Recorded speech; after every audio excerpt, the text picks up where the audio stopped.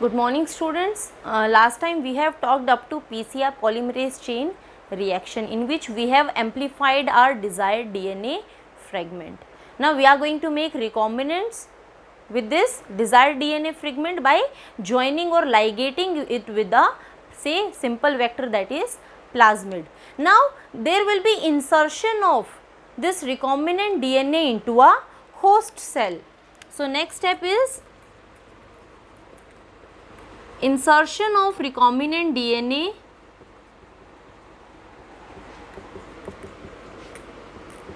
into host cell. We have seen that we are using various physical and chemical methods to make a cell competent so that it can uptake the recombinant DNA, or you can say foreign DNA. Now, when this foreign DNA is going to enter inside the host cell, then the genetic modification is going to occur inside the host cells, and because of this genetic modification, the transformed cells, we already told, if they are uptaking the recombinant DNA, rDNA, the cells will be transformed and they are going to be genetically modified. For example, if we take example of E. coli, earlier the plasmid that was present in this E. coli, that plasmid was not having a antibiotic resistant gene. Say we take example of ampicillin resistant gene.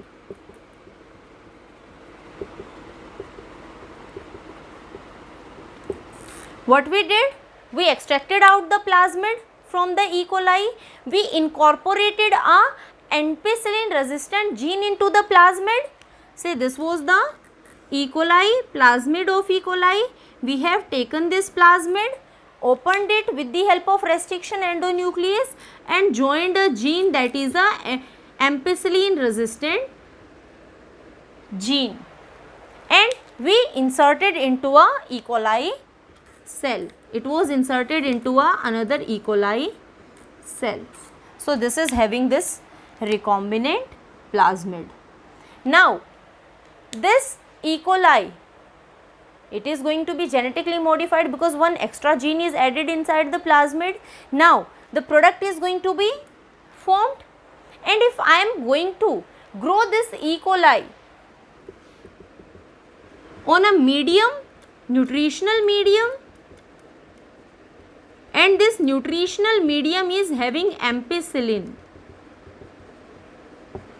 then what will happen?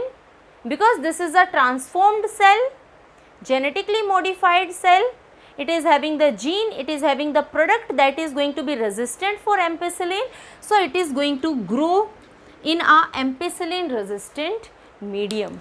Earlier that E. coli was not having the ability to grow into a ampicillin rich medium, but now because we have genetically modified that E. coli, now it is able to grow on a ampicillin resistant medium. So this is how we have formed a E. coli cell and we have genetically modified this E. coli cell. Now there is most important thing about this chapter we are talking about is that we are going to use these recombinant DNA to take out our desired products, and most importantly we are going to produce recombinants because we need certain proteins. So we need to obtain these gene products from the transformed cell. Say if we are using E. coli, then we are going to obtain the protein, or you can say obtain the desired gene product from that transformed cell. So next step is obtaining foreign gene product. The gene which we have inserted, we need to extract out the product of that particular gene, and I have already told you that human beings, they are going to be very selfish and they are going to incorporate those genes which are going to produce proteins or enzymes which are beneficial for the humans. So the proteins, most of the genes which are coding for proteins, so the proteins that are going to be formed in a host cell, that are known as recombinant proteins. The gene is going to express itself. Whenever a gene is entering into a host cell, it is going to incorporate in a host genome, it is going to express itself. Expression simply means it is going to form the desired product, and when desired product is formed, then we are going to take out that desired product from that particular host cell. This is which we are going to do in the last. So, first thing what we do, we are going to perform this experiment at laboratory conditions, in which we are using just small flasks, small shaking flasks which are having the nutritional medium, and along this nutritional medium the host cells are surviving. These black dots are showing the host cells which are having our desired gene product. So, we are going to take out that product from these cells. So, generally scientists do, they use a flask, a shaking flask, and they are going to obtain the product from these cells, host cells that are growing in a small nutritive medium. Now, they are using continuous method. Continuous method means they are going to add nutritive medium, they are going to take out the product that is formed, and they are continuously adding new nutritive medium. So, new medium will be added continuously and the product will be removed or it will be obtained side by side. So, that is helping the host cells to continue in their exponential phase for a long time. That is why this continuous method is done. Now, if we are using this flask, shaking flask, that is at a very small level.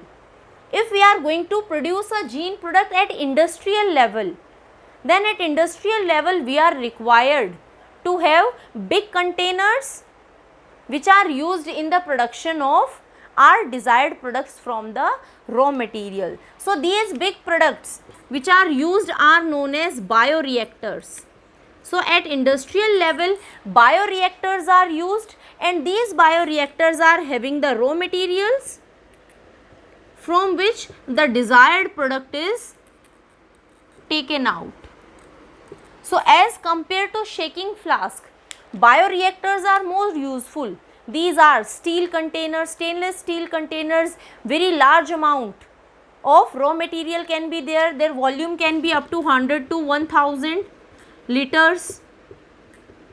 So, such a large amount of raw material can be present over here, and if we are providing more large raw material, that means production, the level of production is also going to be high. Now, these bioreactors, they are stirred type bioreactors, means they are having a proper stirring facility in which mixing of raw material is taking place, and while mixing proper aeration is there, mixing of oxygen is also there, so that all the cells, host cells can easily grow in those oxygen requirements. Now, these bioreactors, other than proper mixing or oxygen requirement, they are having various other facilities also, like foam breaker facilities are there, proper temperature control conditions are there, pH control conditions are there. So, these are going to be working on a very specific, you can say, or optimum conditions.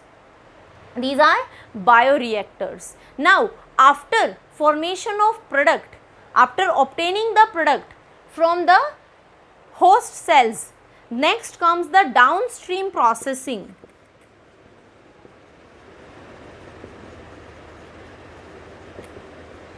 When we are obtaining the products from the host cells, this product is not pure. We are going to separate it and purify it. And the process of separation and purification of the gene product is known as downstream processing, and after this downstream processing only the product can be transferred to the market for sale purpose.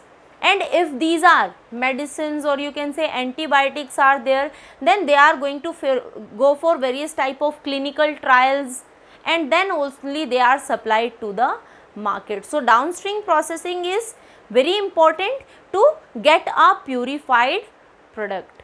So that is all about our chapter. We are done with this chapter. Next time we are going to discuss our new chapter, that is biotechnology and its application. We are going to cover all those areas where we are applying biotechnology.